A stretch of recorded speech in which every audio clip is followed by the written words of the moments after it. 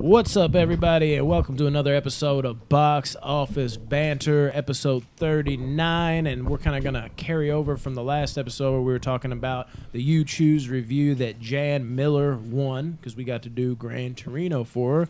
And now here she is again as the Banner Buddy. It only makes sense, right? And on today's episode, we'll be talking about the new movie Fatman, with Mel Gibson and Walton Goggins. And highly underrated Walton Goggins. I think I say highly underrated movie. I'm like, I don't know. Yeah, this one is, it's interesting for sure. Never thought I'd see a movie like this, but here we are. Who wants to go first? I hate the little kid.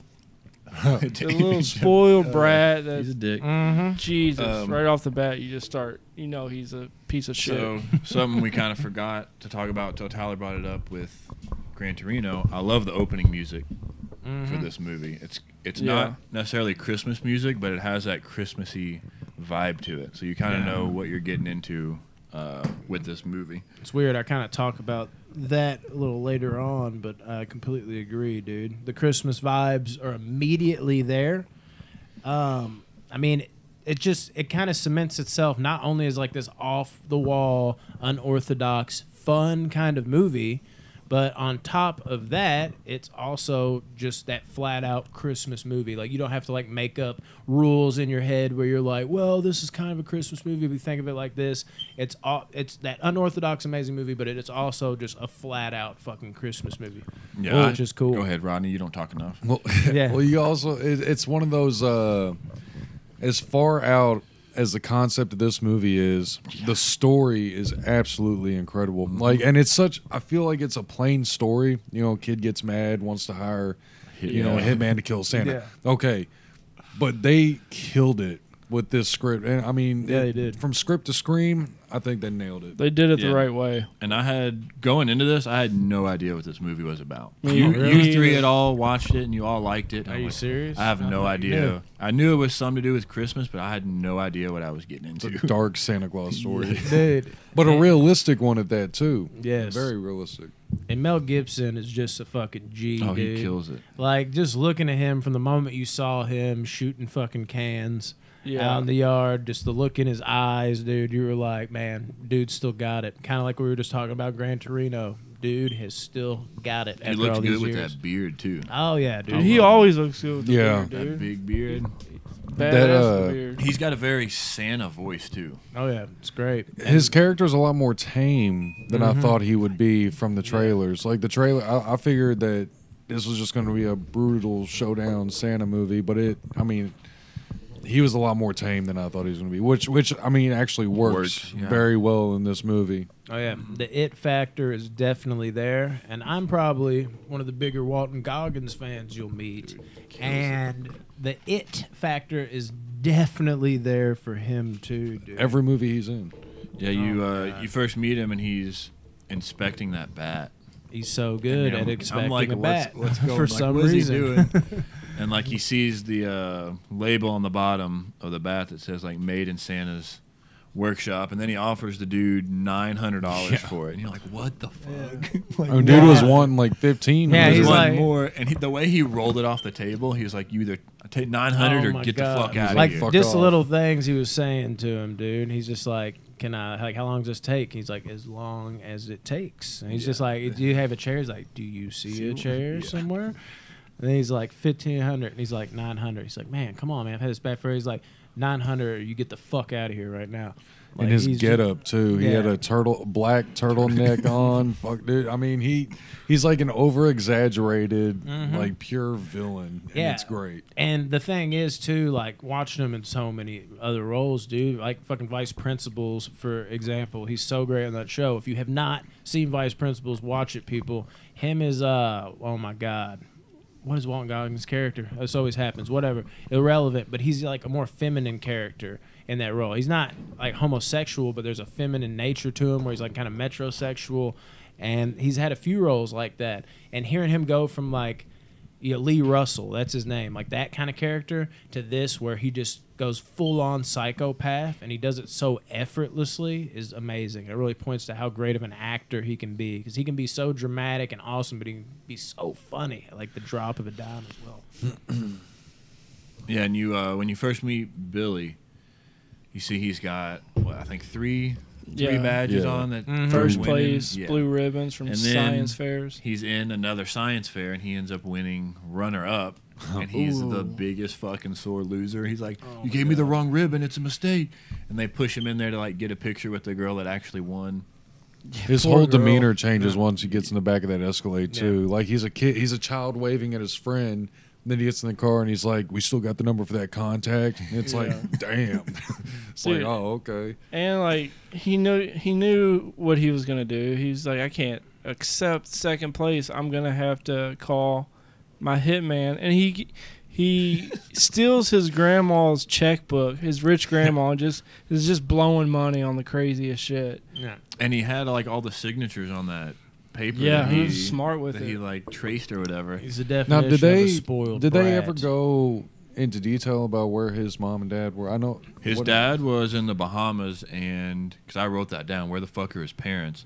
There's one point where they say his dad was in the Bahamas with, and he said he's probably with his girlfriend Kara. Oh, that's right, His yeah. mom and dad are divorced apparently, and I don't think they mention his mom at all. Dude. Where did this place take place? The North. No, it was Minnesota. I know it ended up It being was North Canada. Peak, right, or North? So his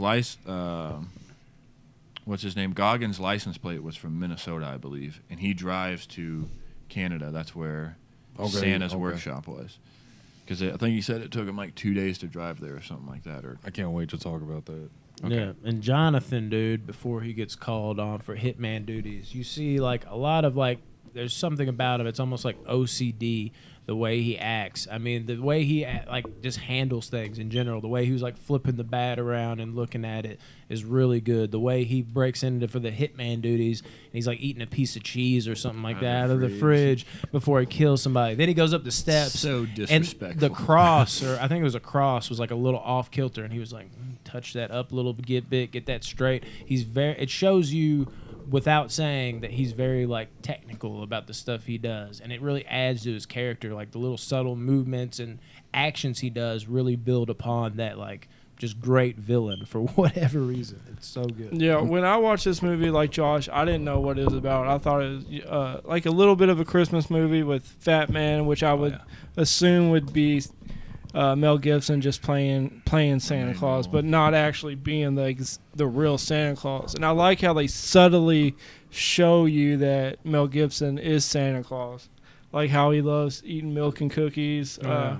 He goes to that bar and Listen to that the radio and shit. He's like cutting it off, thinking about like like, hearing all the ridiculous shit kids are doing, like burning down houses. She's just like, it's just crazy out there, ain't it? his name's Chris, which you know Kringle. it's Chris Kris Kringle, Kringle, and like when he goes to the bar and the bartender's like hitting on that guy, and like he comes and sits by him, He and just he stares knows down. everyone's names. He knows if they've been naughty or nice, which He's like, I really liked. Your Yeah. wife wouldn't respect this or something. Like, Yeah. get home to your kids. Or Yeah. something. Yeah, the way he fucking called that Mike dude on his bullshit. He's like, and we're married men, right, Mike?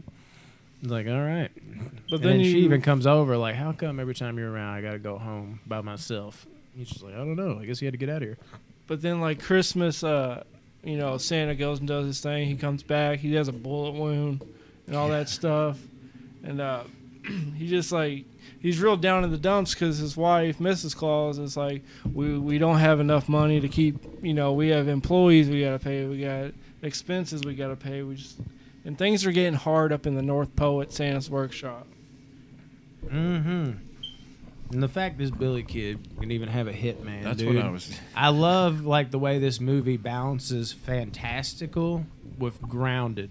It does it in such a special way where like I can't even explain it. Like I wanted this movie to be more jokey and self-aware, but at the same time they towed the line of making it feel so fucking serious at times while also giving you like that like pinch nudge of like, we know what we're doing here. They found a way to like sneak that in, or maybe it's just a story. I don't know. It's just I don't know how they pulled off making this so fucking grounded and real around a ridiculous story like this. That's what I was saying at the beginning. And they just pulled it off. It just worked. I think a big reason why is the script. Like you said, it wasn't just serious for the sake of being serious. They put a lot of work into it, and then the actors just knocked it out of the park. Well, Billy, he comes in second place, so he hires Skinny Man to go scare her and be like, listen, you're going to say you cheated so I can get the first place ribbon and all that. And then Christmas happens, and Billy gets a lump of coal and as a present. And then that just pisses him off. He's like, I got an idea.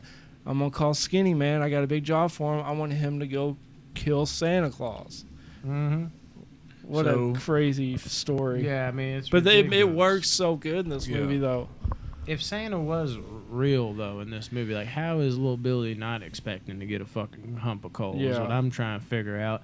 But before that, like, when he had to get little Christine and all that, it was... Kidnapping. Yeah, like, him, like, even being gangster to her was like, With Jesus. the car battery. Yeah, he's like, you have a dog?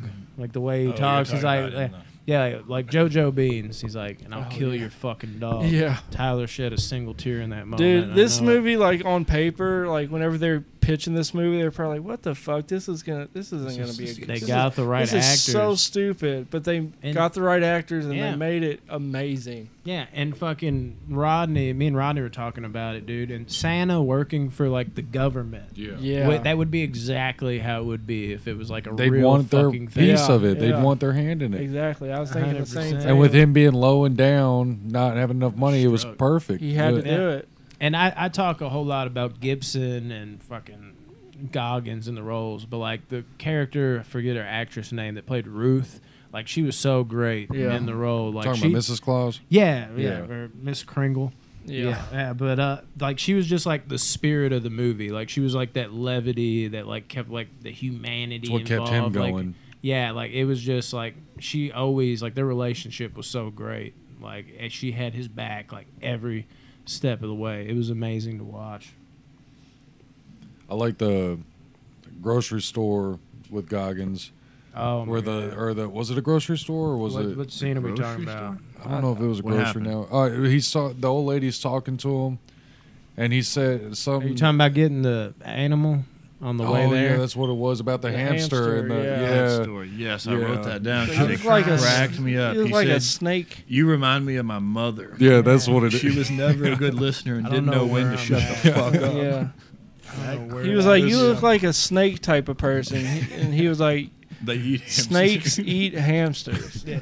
I was gonna say, I think I'm like way before that. Yeah, Fucking- we jumped Yeah, pretty that's far really ahead, far. but Jonathan, dude, was on some John Wick shit, dude, running through that course, just like letting off rounds where he's like, run it one more time. Hell And he was yeah. going through that. course record. Yeah, he's over there like snapping dudes on. He's like, I broke it. I know I broke it. Yeah, like he was fucking on The some way he gangster jumped shit. up and down all cocky after he Yeah. broke that dude's arm too cracked me up.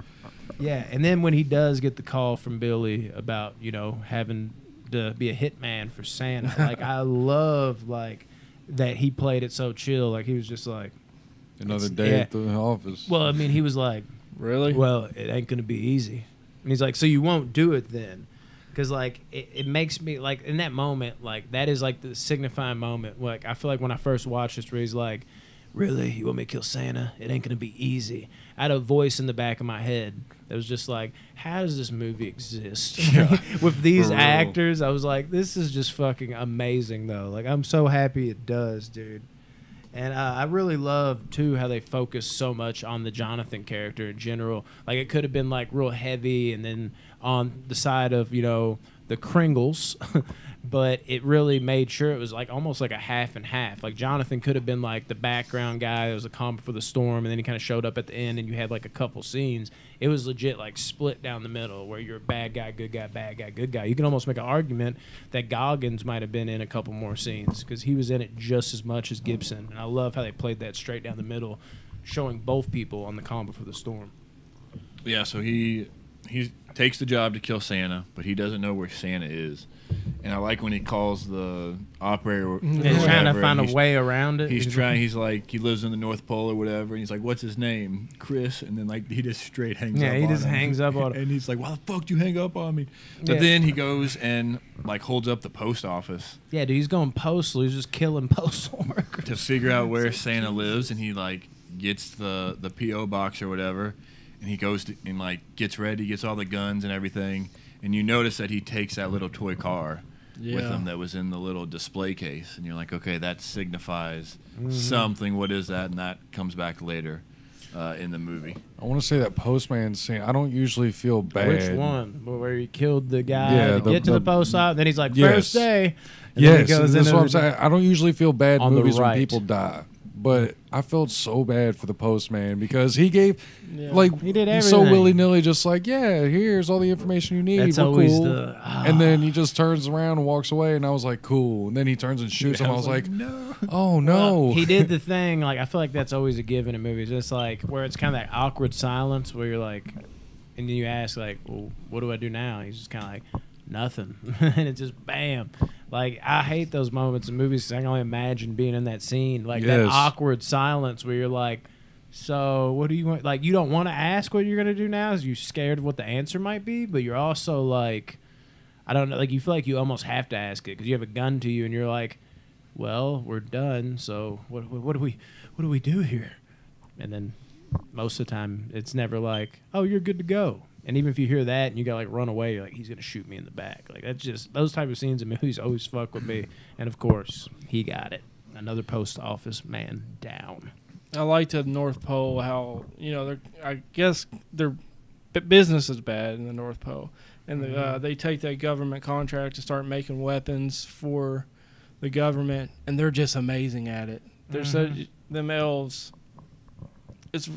Them elves steal the show, man. I really love the elves. The elves did it for you. Right. And the military comes Yeah. in and just sucks all the fun out of the Yeah. Christmas spirit of those elves. Like, it's dude. gonna be done this way. The scene where Chris stands like on the On the high deck. platform and is Yeah. talking to everybody, like telling them that he's turning it over to the military. Mhm. I like that scene because you could like see the tears in his eyes. He like, didn't wanna do He it. didn't want to do it. This was last resort, but like Oh, yeah. above all else, he's gonna get the money to continue to make presents for kids. So like we got to do this for 2 months and then we'll move past. But you could tell he didn't want to do that. And then right after that, the military dude comes over and is like setting all these strict Yeah, laws. You only guidelines go and in and out shit. this door. You got a metal detector where you're all this stuff. Yeah, I kind of have Yeah. a point on that too. I'll get to that in a second. I gotta say too, with the military coming in, Jonathan really picked a doozy of a time to try to kill fucking Santa Claus. Yeah, he did. Like now, yeah. I wonder what he was even thinking because obviously he probably doesn't know. Like it's never said, but he kind of does have a look when he sees the military. Like what the fuck? Like like in his mind, he was probably like, I knew it's gonna be hard, but he got the whole fucking government up in this bitch. Like what is this? Did y'all ever play like the older Call of Duty games? Like Modern Well, Warfare here and 2? there, not a lot. Not much. Did you? I started them in World at War. Because there was I don't know if you remember like the co-op missions you could play. I think it was in Modern Warfare 2, but one of them reminded me straight up of when he was sneaking in this compound. It was like straight snow. You gotta like sneak by guys on like not jet skis, snowmobiles, and like him sneaking into like Santa's compound. Straight reminded me of playing that Call of Duty mission. I could see it. And even though I kind of touched on the humor in this movie, it's not as like self-aware and jokey as I thought it was going to be. It doesn't mean there isn't a good occasional like dark comedy kind of bit in this flick, dude. I really think there was a few moments that kind of made me laugh out loud that maybe were unintentional even. It just worked. One scene that I really liked was when Goggins was driving to Santa's compound, and it was the bunch of cutscenes of him driving, and everyone was like a different genre of Oh, music. This is talk my radio. favorite part of the movie. I love Yeah. that I shot. have that in here I somewhere. love too. it. I love it. A different genre for each cutaway. Yeah, And even like talk radio. He Yeah. just was listening to like a podcast. or He's something. listening to fucking like just flat out like death metal. And when he's in taking the a piss drive or in the whatever. drive through, he's listening to it, and then next thing you know, he's eating a chicken wing to some like hardcore like hip hop love it. music. That was great. That was He's got like genius. classical shit in there, dude. I'll tell you a scene Yes, go. that for I it, ended up bro. like really loving, and it's kind of like one of those scenes that you don't really focus too much on, but the military guy talking to the elf about his diet and why Yeah, and how he yeah. needs the I fiber got and that on here protein. too. He said they somewhere. take a 20-minute nap. Yeah, every 8 hours. I was That's just, why we live longer than humans. Like that's like That shit. was funny. it's like all they stack up on sweets and what is it? Sweets and carbs, I think is what they said. Yeah, Yeah, the government, that was funny. they're like, damn, this is we need to change our ways. Yeah, Like, for we need to real. start working how these Yeah, elves they work. take like 20-minute naps every so many hours Every or 8 some hours. shit. Yeah. Yeah, but that's kind of what I was going to touch on too. You kind of see that when Chris is crying. Like, I like how Chris, as the character, hasn't lost his love for the holiday. Like, he's fed up with the world, sure, but you see the emotion for this operation is still there 110%. And I thought that was awesome for the character and something I feel like I'd never see in this kind of a movie. But yet again, they really took the time to knock it out with that. And I think that was a risk, because if you did play this too seriously, there's a good chance that it might be horrible, because you're like, why did they play that dead-ass serious? And I think that was a problem for some people, but they did it so fucking well that it worked that damn well. And there's just enough, like wink, wink, nudge, nudge, like I was talking about, moments that really even it out. And then next I had the pet store and the genre of music shit. That was fucking hilarious, dude. And I like Jonathan when he comes out and he talks to that kid, dude. With the airplane? Yeah, the airplane. He gives the 5-year-old kid, what, like 150 bucks? Yeah, he's like 100 at first. He's like, how about 150? Take it or leave it. That kid doesn't know the value of money. No, that cracked me up, too. And that it was fucked up, too, dude, because you kind of get another layer of who Jonathan is, because he shows him his burn marks. And that kind of lets you know, like, oh, like, this dude had a fucked up life. Like, that's kind of why he turned into a fucked up person, which you could pretty much probably assume that, but I like that we kind of got a little bit of a backstory there with the visual. So I know he was obsessed with Santa and everything, but why was he overpaying for toys from Santa? I think it was a mental thing. Yeah, he just wanted. He didn't really go too deep into that, because he had a whole like warehouse. I feel like this is the exact reason why I think it's because he didn't get anything from Santa, so he's like making up for his childhood. Yeah, it's all sentimental to him. But paying $900 for a bat. Oh, yeah. Well, I mean, that goes with the fantastical value of this movie. Like, the killer just... that goes with Billy or whatever. What the fuck is the Billy kid's was name? a kid. Yeah, Billy. Billy was, like, asking Hitman. And, you know, he's thinking the Hitman's going to be like, kill Santa? No. But we as the audience know, like, oh, you picked just the right Hitman, because he's the one that's crazy enough to do this, because he not only has just resentment towards Santa, that resentment has like channeled his whole life. Like, he always thinks about how, which we'll get to, he only got this, that's the only thing you ever got me. It was like that car he tosses before their standoff. It's like his whole life was built around like, Santa never did shit for me. And he kind of developed a habit of like making up for all those presents he never got. So that was the reason why he was willing to be like, yeah, this could be like a final piece to the puzzle. I'm going to fucking go here and take care of this. Which isn't logical, but within the movie and like what this movie is, it makes perfect sense for the character, I think. I like when Billy calls him and he's like, I want a souvenir. Give me his head. Oh, yeah. He's like, I'm not taking the head off. He's like, well, give me the beard. He's like, I'm not shaving a dead man's beard and bringing it. He's like, I can get you the coat. He's like, fine, yeah, give me the coat. I like Billy's name in his phone is Little Shit. Oh, yeah. Oh, yeah.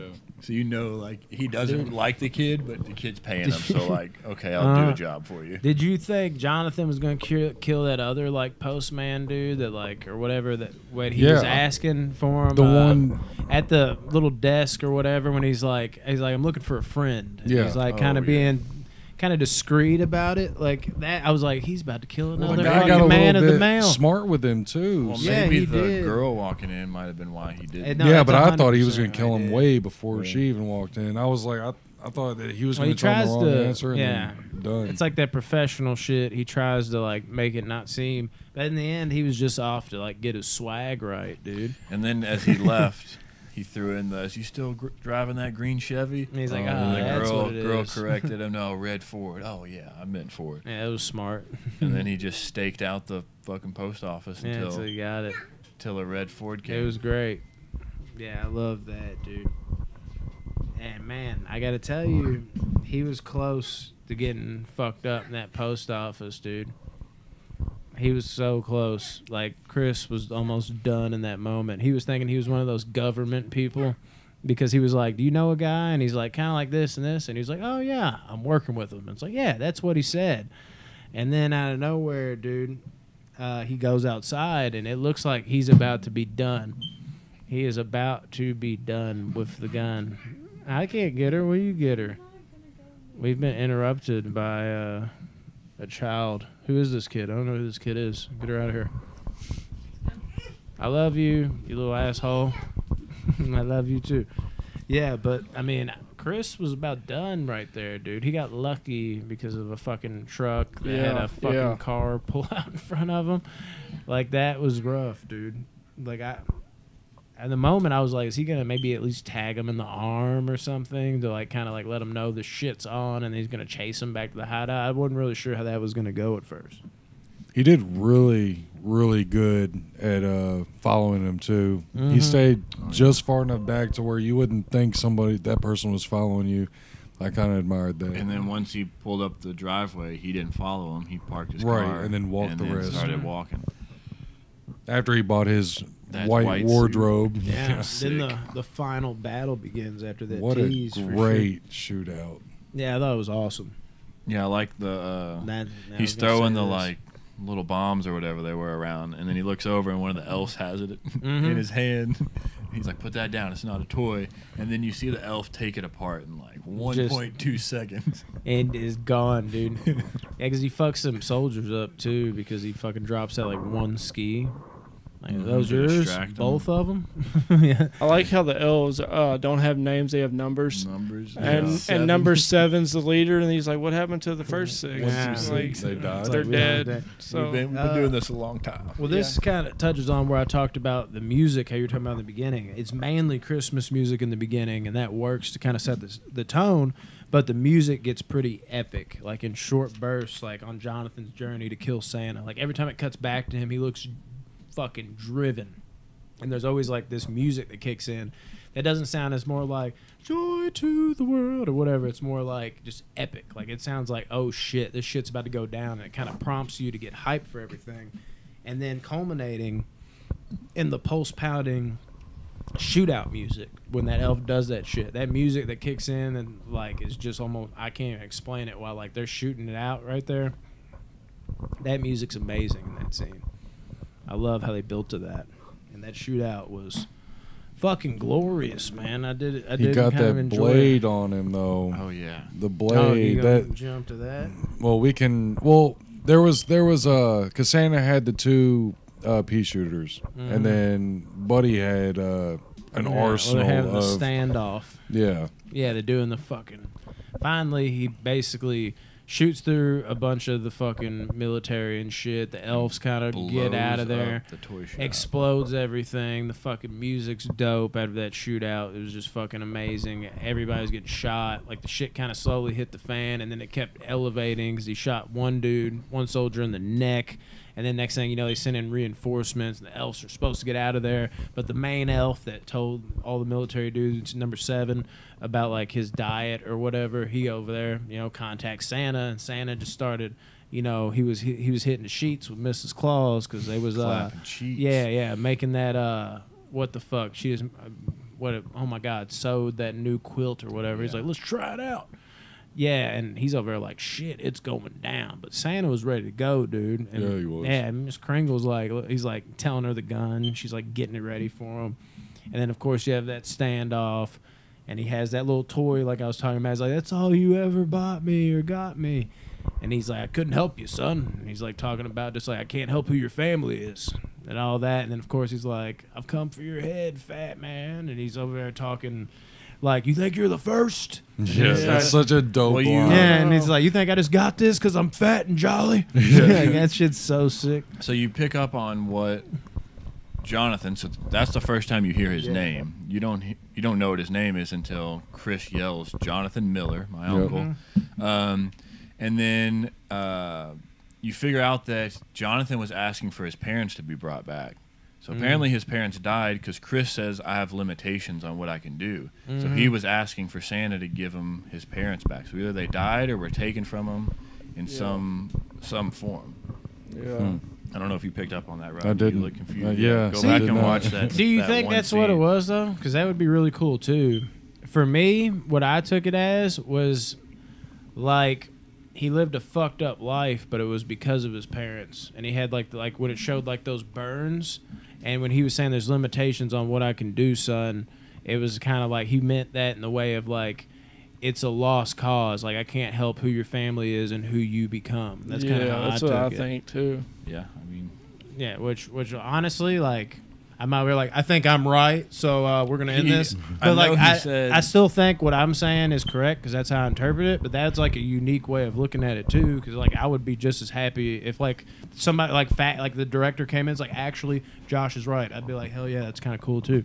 But I took it the know other he way. said I had limitations, so it was he was asking for something that Santa couldn't do for him. Whether it was getting him out of the house, the abusive house, which is probably more what it was since he showed the burns and everything.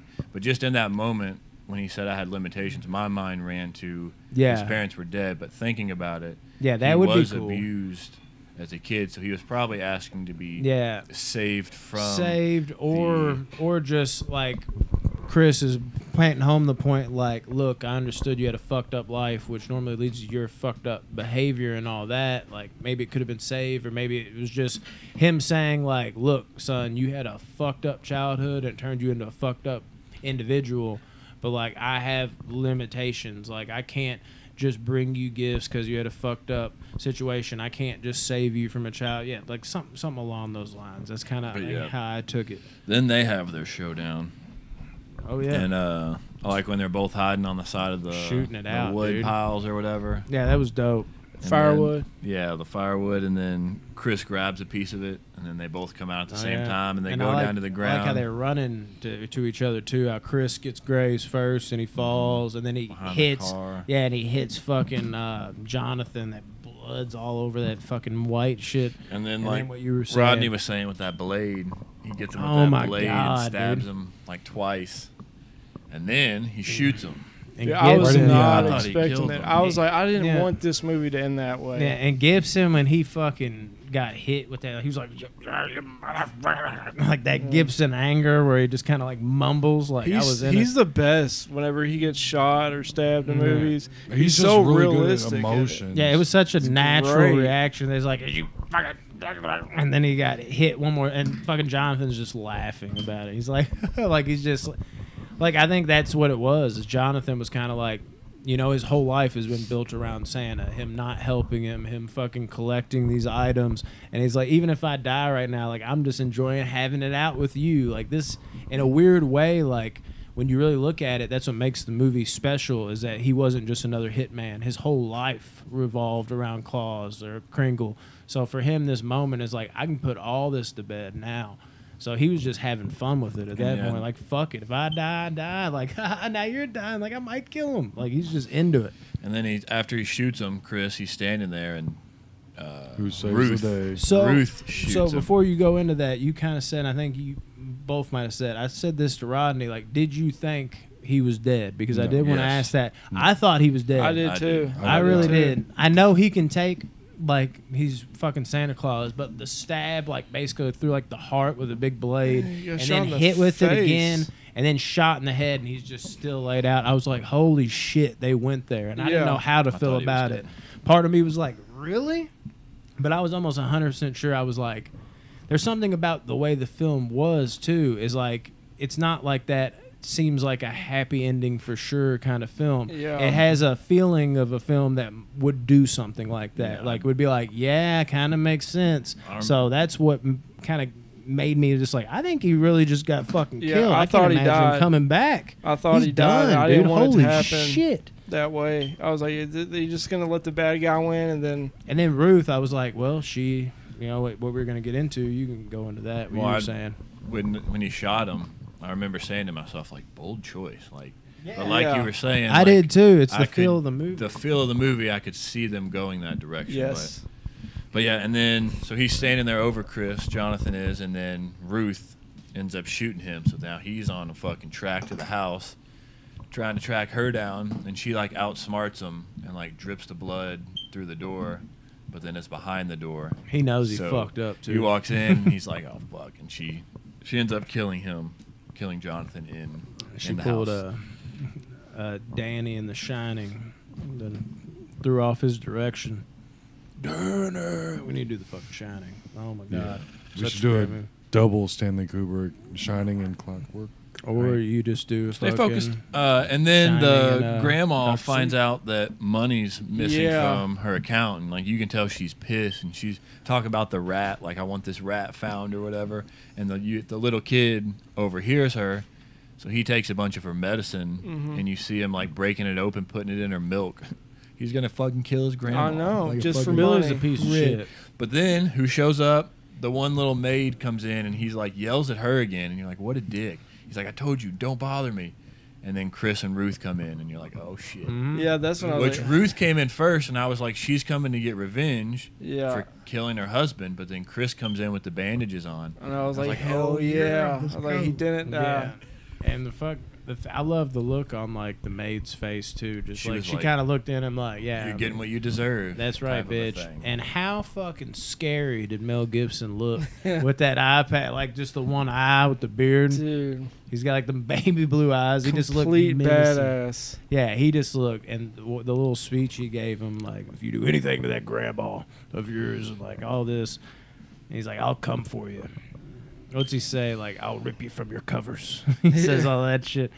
He's talking about, it's like, because Chris Kringle or St. Nick's got his eye on you, boy. Chris Kringle said so. Yeah, that's what it was, and it was played by Stone Cold. I don't know why we've been saying Mel Gibson the whole time. But then when he takes that eye patch off, too, I'm like, are they going to show it? And it was kind of in the dark. And then they finally kind of brought it I forward. like how they slowly did that. They didn't show it for a while, and then right at the end, you kind of got to look at it. Yeah. And I got to say, after watching it for like a third time, that last little scene where he's got like the eye patch and like, I think we're going to put it all together. Like, I honestly could see that scene at the beginning of a sequel. Like, me getting hyped. Like, I took myself out of the movie and I was like, let me just, for the sake of fun and fucking around with it, let me act like this is the beginning of a Fat Man 2. Like, would I be down for this? Because some movies, even if they're really good, feel better as one-offs. But when I watched that ending where that could feel like the beginning of a second Fat Man if they did it, like, it felt legit. I was like, I'm be down for them doing this again where they remake it and make everything better. Even, dude, I love Walton Goggins so much, I wouldn't be upset if he came back. And if you're like, whoa, he came back, it could be like his even more fucked up twin.